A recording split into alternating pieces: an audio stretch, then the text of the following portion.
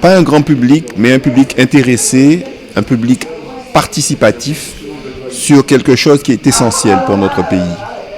Le sens du pays, c'est le nom de l'ouvrage qu'a écrit Georges Combet à partir des textes de Raoul Servat. Le sens du pays est fondamental pour le Guadeloupéen. Il faut comprendre ce qu'est la Guadeloupe, l'habiter et ne pas simplement vivre en touriste dans ce pays-là.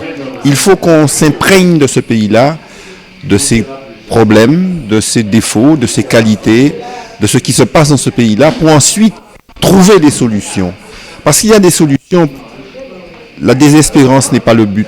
Au contraire, il y a une espérance à créer et c'est notre rôle en tant que Guadeloupéens, en tant que personnes qui réfléchissent, en tant que personnes qui ont une volonté de faire évoluer notre pays Guadeloupe, de s'intéresser à cela et non seulement de s'intéresser à cela, mais d'être acteur dans le pays de Guadeloupe. Il faut que la jeune génération, et c'est essentiel, s'intéresse à ce qui se passe dans ce pays, que cette jeune génération habite ce pays et non pas reste simplement dans le futile, dans la fête ou bien dans l'internationalisme.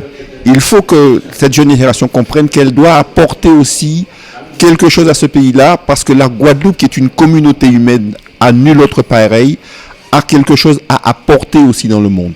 Et c'est en connaissant ce pays-là, en travaillant dans ce pays-là, en vivant dans ce pays-là, en s'imprégnant de ce pays-là, qu'on pourra trouver des solutions. Et Raoul Servat, dans Le sens du pays qu'a écrit avec Georges Combet, montre qu'il y a un constat qui est très difficile et qui est très dur, mais il y a aussi qu'il y a des pistes qui permettront de résoudre et de porter des solutions à ce qui se passe en Guadeloupe pour que la Guadeloupe devienne un pays responsable, un pays conscient de lui-même et un pays volontaire qui estime qu'il doit porter aussi, elle doit porter, puisque c'est la Guadeloupe, sa contribution à l'histoire du monde.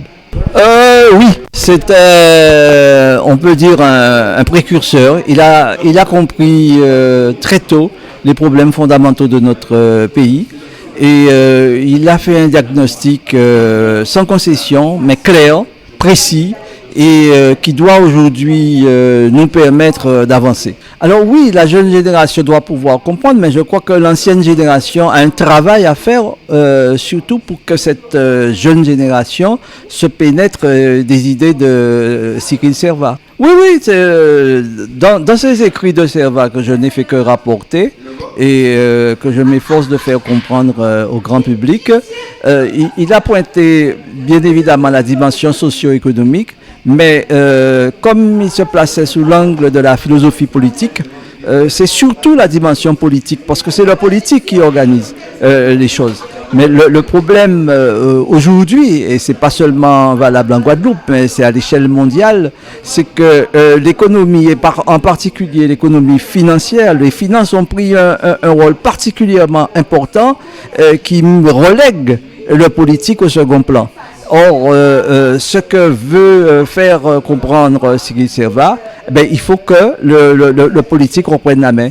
C'est le combat d'aujourd'hui, c'est le politique qui doit décider et en tenant compte évidemment des réalités socio-économiques, mais dans une société, c'est le politique qui doit avoir la dernière main. Et c'est pour cela qu'il faut que les citoyens justement reviennent à la politique, se pénètrent de l'importance de la chose politique. Absolument, il faut la porter partout. Dans les communes, auprès du grand public, auprès des jeunes surtout, parce que c'est la jeune génération qui tient en ses mains l'avenir de notre pays.